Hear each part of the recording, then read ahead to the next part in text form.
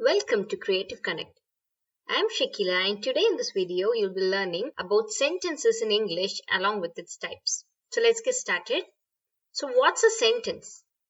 So when a group of words are arranged in a proper order or a proper way, we get a meaningful statement, then that statement is known as a sentence. Now every sentence in English is broken down into two parts. So one is the subject and other is the predicate. So subject is the first part of a statement which tells about a name of a person, place or thing. So any naming words in a statement is known as the subject, whereas the second part of the statement that says something more about the subject is known as the predicate.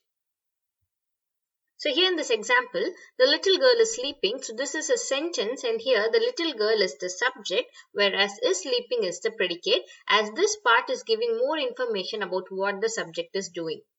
I play football, here I is the subject whereas play football is the predicate. So as I've explained, every sentence in English has two parts, the subject and the predicate. So while framing sentences in English, there are three characteristics that you have to keep in mind. So the first one is every sentence should always begin with a capital letter and should end with a proper punctuation. It might be a full stop, a question mark, an exclamatory mark, etc. So it should end with a proper punctuation. And the sentence should always give a complete meaning. It shouldn't be a fragment. So fragment is something incomplete. So every sentence should be a complete statement. So that is the second thing that you have to keep in mind while framing sentences. And the third characteristic is it should contain at least one subject and one verb. So these are the three characteristics of framing a sentence in English. Now moving to the types of sentences. Now sentences in English can be broadly classified into two types. So one is based on a structure whereas the other is based on its purpose. So first, based on the structure, it is further classified into four types. So the first is simple sentence, the second is compound, then complex sentence and compound complex sentence, whereas based on its function, it is further classified into four types. So the first one is declarative sentence, then we have the imperative sentence, interrogative sentence and exclamatory sentence. Now let's learn these types in detail now. So the first one is simple sentence. So simple sentences are sentences that give us one complete idea in a sentence. So not more than one, but just one idea is known as a simple sentence. So it should have at least one subject and one verb. So that is compulsory in a simple sentence and it should give us one idea. I always wanted to become a chef. Here, I is the subject and wanted is the verb. So we have one subject and one verb and this is giving me one single idea. So this statement is known as a simple sentence. Here Jack and Jill went up the hill. So Jack and Jill, they both are the subjects here and went is the verb. So we have at least one subject and one verb. So this is a sentence. It's a complete sentence and then it is meaningful also. So this is not a fragment. And the other important thing is that this should give me one idea alone. So Jack and Jill went up the hill is giving me a single idea. So this is a simple sentence. So now moving on to compound sentences. So compound sentences are sentences that have two simple sentences joined together and these two sentences are combined together using coordinating conjunctions. So we use coordinating conjunctions in order to combine two simple sentences together. So when two simple sentences are combined together using a coordinating conjunction, then it is known as a compound sentence. So what are coordinating conjunctions? To have that in mind, you can remember it using fanboys. So F stands for, A stands for and, N stands for nor, B stands for but, O stands for or, Y stands for yet and S for so. So these words are used in order to connect two simple sentences together. So when any of these words are used in order to combine two sentences together, then it is known as a compound sentence. And another important thing that you need to keep in mind is these two sentences should be actually independent clauses. So what's a clause? So a statement is known as a clause. An independent clause is a sentence that is independent of the other. So even when the sentence stands alone, it gives a complete meaning. So I always wanted to become a chef. If I add a full stop here, it will be a meaningful statement. So this is an independent clause. Similarly, the second clause, she wanted to become a doctor. If the first part is eliminated also, it's going to give me a complete statement. So this is known as an independent clause. So two independent clauses combined together using coordinating conjunctions are known as compound sentence.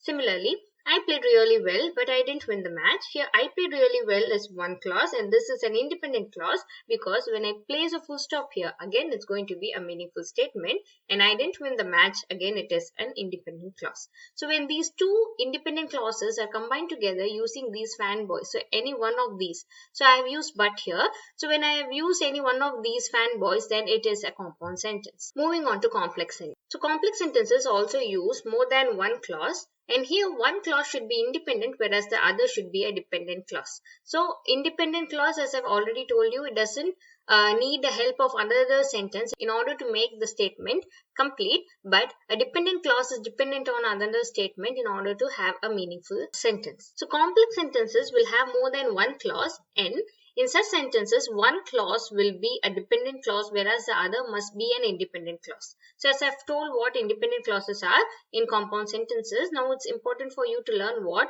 a dependent clause is. A dependent clause is a statement that needs the help of another statement in order to make its sentence complete.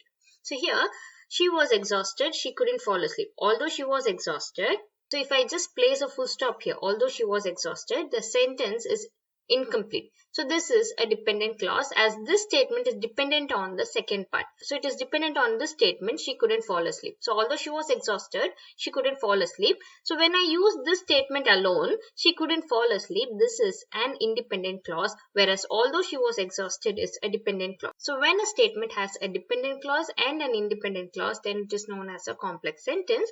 And for complex sentences, we use subordinating conjunctions. So examples of subordinating conjunctions are although, even though, because, when, however, moreover, etc. So these are examples of subordinating conjunctions, and when we use these connectors in order to combine these two sentences or two clauses, it's known as a complex sentence. Similarly, my mom smiled. So here, if I place a full stop, this is going to be a complete statement. So this is an independent clause, whereas when I prepared breakfast for her is a dependent clause. So in order to make this statement complete, I need an independent clause. My mom smiled. So when I use a dependent clause and an independent clause combined with subordinating conjunctions, then it's known as a complex sentence. I hope it's clear for you now. Now moving on to compound complex sentence. Now this is not that complex. It will be easy if you understand the concept. So here compound complex sentences are nothing but combination of these two types. So compound and complex sentences together make a compound complex sentence. So that's clear by its name. So I know that you always wanted to become a writer, but I always wanted to become a doctor. Here, you always wanted to become a writer is one independent clause, and I always wanted to become a doctor is another independent clause, and these two independent clauses are combined with but. So but is a coordinating conjunction. So this is an example of a compound sentence, whereas I know that is a dependent clause as it is dependent on this statement to get a meaningful sentence. So I know that here is a complex sentence. So combination of compound and complex sentences together is known as a compound complex sentence. So compound complex sentences must contain at least two independent clauses and at least one dependent clause. So here you always wanted to become a writer and I always wanted to become a doctor are two independent clauses, whereas I know that is one dependent clause. So this is an example of a compound complex sentence. So such sentences can be used in order to increase the complexity of the sentence. Now moving to a type of sentences based upon its function. So the first type is declarative sentence. So the previous four types of sentences are based upon its structure. So based on how the structure of a sentence is made, we classify those four types, whereas these following four types are going to be based mainly upon its function. So declarative sentences. So these sentences are used to make a statement or to describe things or to even express an opinion or feeling. So it usually ends with a full stop. So he is going to school carrying a big bag. So this is a statement. I'm just making a statement and it ends with a full stop. So this is an example of a declarative sentence and it is also known as assertive sentences. I'm very happy today. So this is also a statement and I end it with a full stop. So all sentences that make a statement are known as declarative or assertive sentences. Moving on to a second type, imperative sentence. So imperative sentences are used to make a request or to give a command. For example, please sit down. So this is a request. So I just request someone to sit down. So this is an example of an imperative sentence, and mostly it ends with a full stop, and in some cases it ends with an exclamatory mark. So it depends upon the sentence. I need you to sit down now. So this is an order or a command. So I am ordering my students, or I'm ordering someone to sit down. And here it is a request. So for requesting and commanding, we use imperative sentences. And then we have this interrogative sentence. So interrogative sentences are used to ask questions. So they usually end with a question mark. So do you know him? So here I'm asking a question. So I end it with a question mark. When are you going to finish your work? Again, this is a question statement. So it is an example of interrogative sentence. And we end it with a question mark. So whenever we ask questions, we have to end it with a question mark. And then we have exclamatory sentences. So exclamatory sentences are used to express overflow of emotions. So it can express any kind of emotions like happiness, wondering, sorrow, anger, etc. So we always end exclamatory sentences with an exclamatory mark. So thank you so much for the present. So here it's showing an expression of joy. So I'm thanking someone for the present they have given. So here I use an exclamatory mark. I cannot believe he would do that. So it's an expression of shock. So when I'm in a shock, I just use this exclamatory mark here.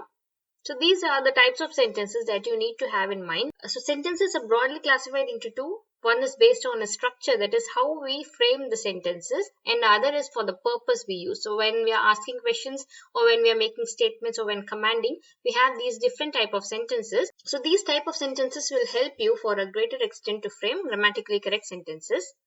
So I hope you liked my video. Thanks for watching.